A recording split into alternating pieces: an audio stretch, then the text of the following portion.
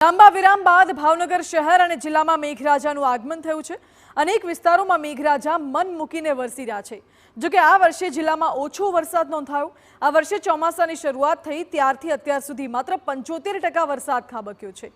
ઘણા દિવસોના વિરામ બાદ વરસાદ વરસતા ખેડૂતોમાં ખુશીનો માહોલ જોવા મળી રહ્યો છે। જ્યારે બીજી તરફ છેલ્લા 4 દિવસથી ભારે બફારો અને ગરમીથી લોકો ત્રાહિમામ પુકારી ઉઠ્યા હતા। ત્યારે વરસાદ બાદ વાતાવરણમાં ઠંડક પ્રસરતા નાગરિકોને ગરમીથી આંશિક રાહત મળી છે।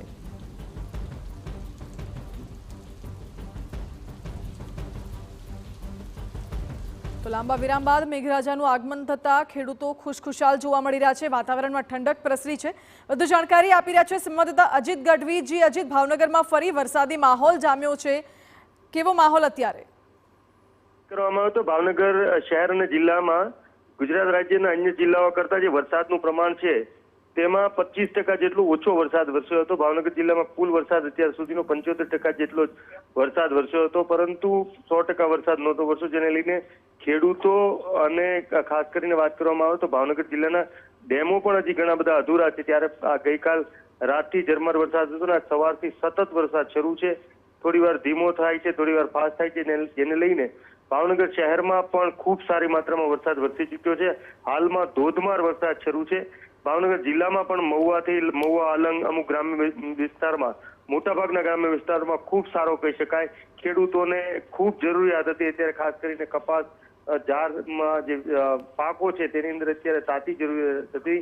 એવા સમયે ખૂબ સારી માત્રામાં વરસાદ વરસી જતા ખેડૂતોને ખૂબ સારો પાકને ફાયદો થશે। આ સિવાય જો વાત કરવામાં આવે તો છેલ્લા 2-4 દિવસથી શહેરમાં અને ગરમી અને બફારાનું પ્રમાણ વધી ગયું હતું, પરંતુ એકદમ સમયે વરસાદ વરસી જતા લોકોને પણ આ ગરમીમાંથી છુટકારો મળ્યો છે અને ભાવનગરમાં જે 75% વરસાદ હતો એની માત્રા હવે વધશે, ટકાવારી વધશે અને કદાચ એવું બને કે સારા વરસાદને લઈને ભાવનગરનું બોર તળાવ અને શેત્રુંજી જે છે, જે અત્યારે 30% જેટલો ખાલી છે, મુખ્ય જે જીવાદોરી કહી શકાય, તે ડેમ પણ ભરાવાની શક્યતા છે। જો અત્યારે વરસાદ વરસી રહ્યો છે એ પ્રકારે જ આવનારા 2-4 કલાક જો વરસાદ વરસે તો ભાવનગર શહેર અને જિલ્લામાં 100% વરસાદ પૂરો થવાની પૂરી શક્યતાઓ રહેલી છે। માનસી જી અજીત, આભાર આપનો। તો વિરામ બાદ વરસાદ પડતા ગરમીથી તો લોકોને રાહત મળી છે, સાથે ખેડૂતોને પણ ફાયદો થશે।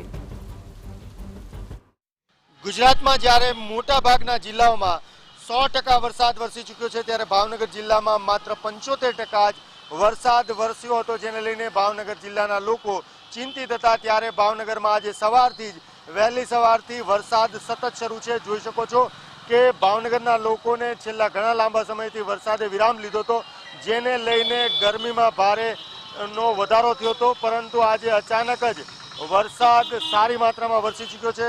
2 ઇંચ જેટલો વરસાદ વરસ્યો છે, જેને લઈને લોકોએ રાહત અનુભવી છે।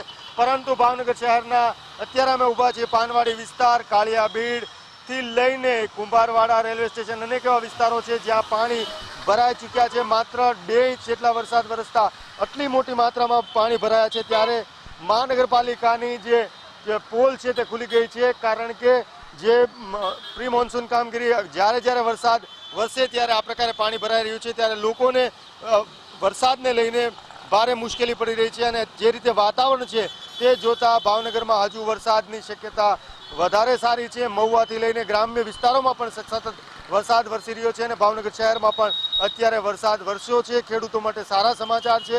જે 75% માત્રા હતી તેથી વધારે વરસાદ ભાવનગર જિલ્લામાં અત્યારે આંકડા નોંધાઈ રહ્યા છે, ત્યારે લોકોને પણ ભારે ગરમીમાંથી રાહત મળી છે। કેમેરા પર્સન રાજેશ રાઠોડ સાથે અજીત ગઢવી, TV9 ભાવનગર।